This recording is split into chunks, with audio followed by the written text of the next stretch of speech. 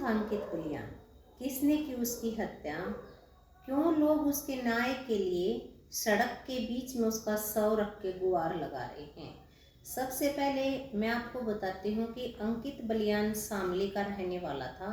वह हरियाणा के म्यूजिक का टॉप स्टार सिंगर था और जो यूथ थे उसके सबसे ज़्यादा फैन थे। उसका सबसे फेमस गाना था कि बड़े कोर्ट में चलेंगी गोली।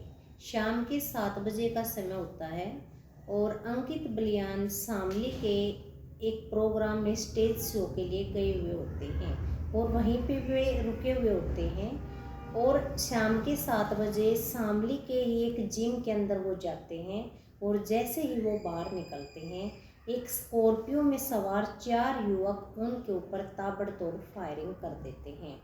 जब तक लोगों के समझ में कुछ आता कि क्या हो रखा है और लोग उन हत्यारों को पकड़ते, उससे पहले ही वो हत्यारे स्कॉर्पियो में सवार होकर वापस भाग जाते हैं।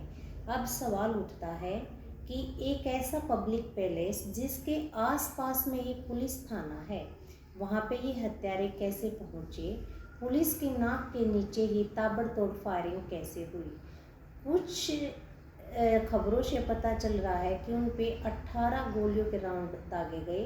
कुछ से पता चलता है कि उनके ऊपर 20 गोलियां दागी गई। 5 गोलियां उनके सिर और पेट में लगी।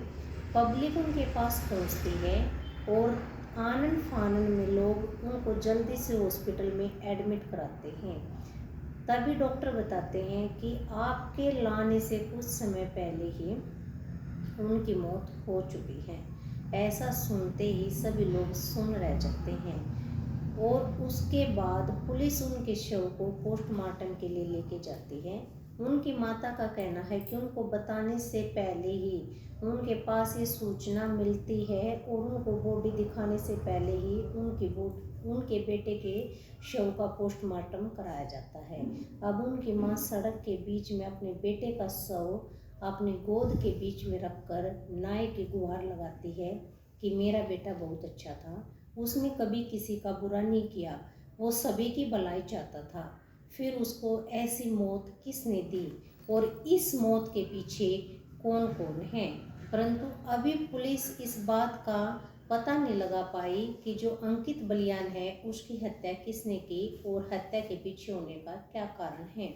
इसके बाद जो व्यक्तिगत तरीके से लोग पता लगा रहे हैं कि 2023 में भी अंकित बलियान ने शामली में एक रोड शो किया था, जो कि रोड शो बहुत ही फेमस हुआ था और कुछ लोगों का मानना है कि अभी वो पंचायती चुनाव वहाँ पे लड़ने वाले थे। तो इस पंचायती चुनाव के दौरान ही उनके राजनीतिक मतभेद हुए और राजनीतिक दुश्मनों की वजह से ही उनकी हत्या की गई है। परंतु पुलिस का अभी ये मानना नहीं है कि इन सभी कारणों की वजह से उनकी हत्या हुई है।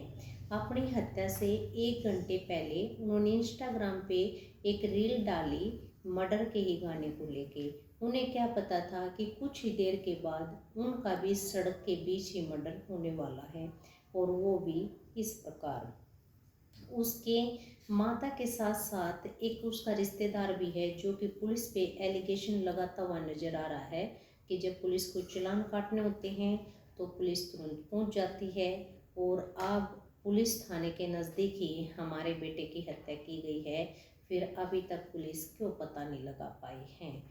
अभी मैं आपको बता दूं कि शामली के रहने वाले थे और इन्होंने हरियाणा के रोहतक और सोनीपत शहर को रहने के लिए चुना था। वहीं से उन्होंने हरियाणवी गानों की शुरुआत की थी।